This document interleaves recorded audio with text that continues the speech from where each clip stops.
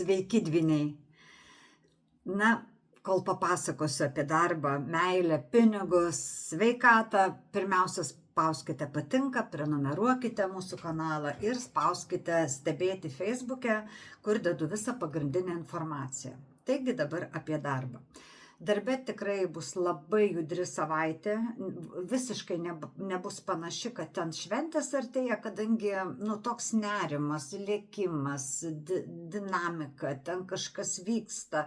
Aišku, neaišku, kiek tenais protingai, išmintingai viskas juda, vyksta, ar ten tik sudaromos kažkokios, tai vaizdas sudaromas, kad tenais vyksta darbas, bet vis tiek žinokite, kad jūs gali net nervinti tas toks, šaršalas.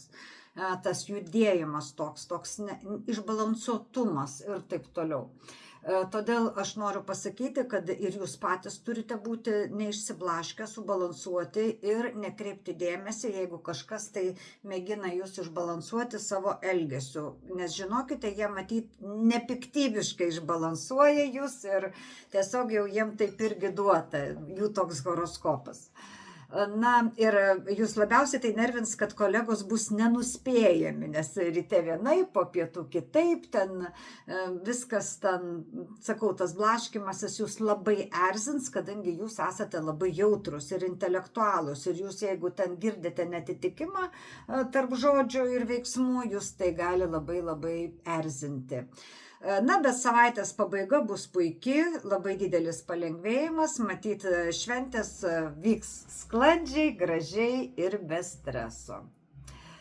Na, piniguose tai turėsite daug neplanuotų išlaidų, matyt, planavote 100 eurų išleisti šventėm, o išleisite 200. Tai va.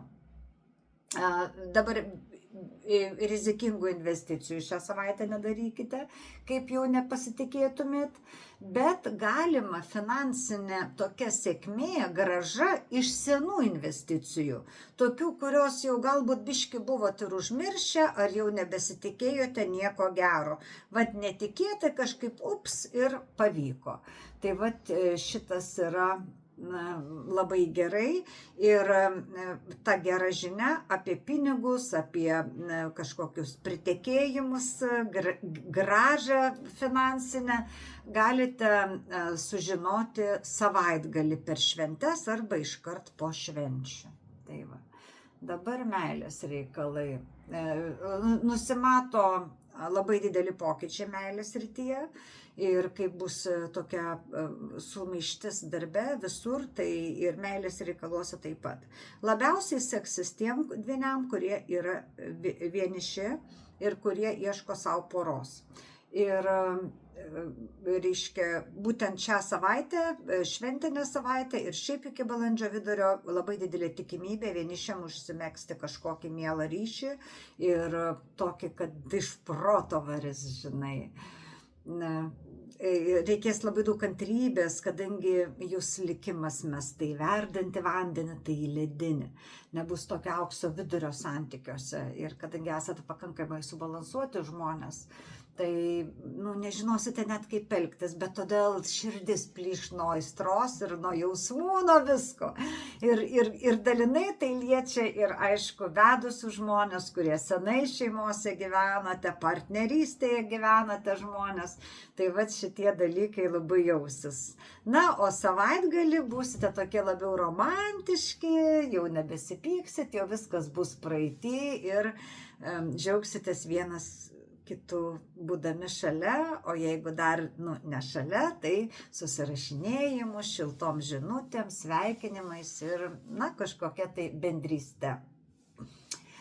Sveikata todėl nebus labai tokia gera, galite jaustis išsekę ir todėl jums labai rekomenduojama šią savaitę labai daug miegoti. Net jeigu darbe turit galimybę ant sofos kažkur pakristi 15 minučių po pietų, tai tikrai irgi labai sveika. Ar pamedituoti, pavyzdžiui, ten 15 minučių, tiesiog atsisėsti savo kabinete ant kėdės ir pamedituoti. Net jeigu esate lauko darbininkas, tikrai galima atsisėsti ant akmenėlio vandenėlio kokio ir ramiai pasiklausyti užsimerkusi paukščių čiulbėjimo, kuris dabar jau labai aktyvus, manau, ir Lietuvoje, ir nuraminti tokiu būdu protą. Nes šiaip didelių tokių nebus problemų su sveikata, bet va, tas toks nerimas, išsekimas, toks pervargimas, nedamiegojimas gali labai jaustis. Ir tai jūs biškutį, neleis jaustis taip, kaip jūs norite. Taigi gražių švenčių, būkite sveiki, laimingi, turtingi ir gyvenkime visi taikoje. Iki kito karto. Ate.